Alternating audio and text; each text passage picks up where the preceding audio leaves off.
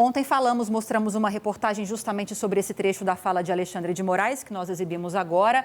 Estávamos falando sobre a possibilidade de judicialização do projeto de lei da dosimetria, se fosse aprovado, como aconteceu no Congresso Nacional. E nós vamos ter mais ou menos esse caminho. Aprovação consolidada no Congresso Nacional, grande possibilidade de veto da lei pelo presidente Lula. Os vetos serão analisados mais uma vez pelo Congresso Nacional, que pode derrubá-los. Eu não sei se você tem alguma apuração em relação a isso. Mas caminhando para uma judicialização, que também é algo possível, algo que está no cenário, a gente já tem a postura, a posição, a opinião do ministro Alexandre de Moraes em relação a esse projeto de lei da dosimetria. E levando-se em consideração o histórico de votações desse tema dos outros ministros, não é muita surpresa para nós qual seria a posição do Supremo Tribunal Federal, né? O que você acha? Olha, Lívia, esse acordo da dosimetria, ele foi construído também com o Supremo Tribunal Federal. Vamos lembrar que o projeto nasceu lá na Câmara dos Deputados, sob a relatoria do deputado federal Paulinho da Força, que é uma pessoa próxima ao ministro Alexandre de Moraes, próxima ao ministro Gilmar Mendes. Ele tem interlocução com o Supremo e, de acordo com ele mesmo, foi uma construção com a anuência do Supremo. O ministro Alexandre de Moraes, de fato, fez uma crítica bastante forte a essa redução de penas, mas ele não utilizou aquela palavra-chave, que é inconstitucional. Ele não disse que a redução de penas é inconstitucional, viola a lei.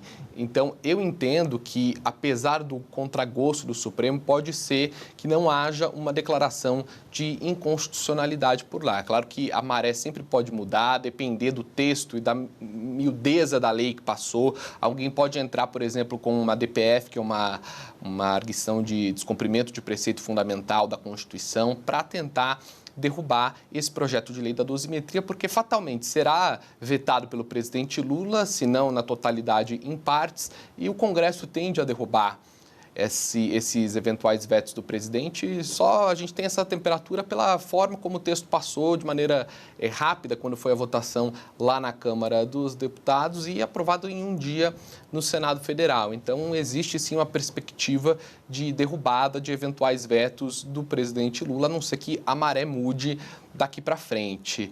Agora, importante dizer que eu, pelo menos, tenho muita dificuldade de comprar essa versão oficial de que Jacques Wagner fez um acordo de maneira autônoma, sem consultar o Palácio do Planalto. Jacques Wagner é um amigo pessoal do presidente Lula nos últimos 40 anos. Jacques Wagner nem precisa conversar com o presidente para saber o que ele pensa e vice-versa. Jacques Wagner já, por mais de uma vez, matou no peito crises para proteger o seu amigo pessoal, que é o presidente Lula. Vamos lembrar que lá atrás, na votação da PEC das decisões monocráticas de ministros do Supremo, Jacques Wagner contrariou a orientação do Palácio do Planalto e disse que votaria a favor, votou no mérito com a oposição, e dizendo que precisava fazer isso para garantir outras aprovações de interesse do governo federal. Ou seja, Jacques Wagner ele tem um histórico de que, quando precisa, ele vai para o sacrifício para garantir a aprovação de outras pautas. E hoje, para além do orçamento, tem uma pauta que é muito cara para o Jacques Wagner lá no Senado, que é a aprovação de Jorge Messias para o Supremo Tribunal Federal. Jorge Messias trabalhou com Jacques Wagner na liderança lá no governo, lá no Senado. Na verdade, era até antes, quando o PT estava em baixa e Jacques Wagner era senador, Jorge Messias foi trabalhar com Wagner lá no Senado. Então, ele quer muito a aprovação desse aliado para o Supremo, sabe das dificuldades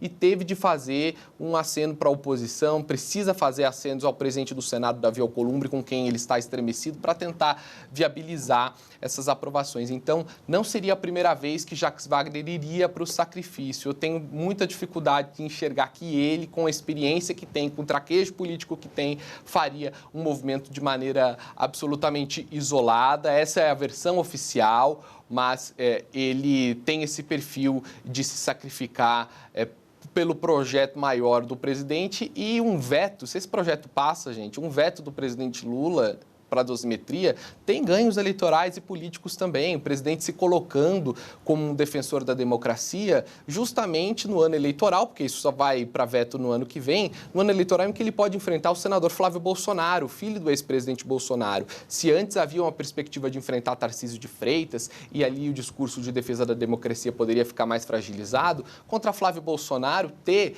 esse argumento de que vetou o projeto da dosimetria é fundamental para disputar a eleição. Então, existem várias pontas soltas ainda nessa história, mas é preciso ter esse contexto de quem é Jacques Wagner, porque aí fica um pouco mais difícil comprar essa versão oficial de que ele agiu por conta própria, por conta e risco e sem conversar com o Palácio do Planalto, Lívia.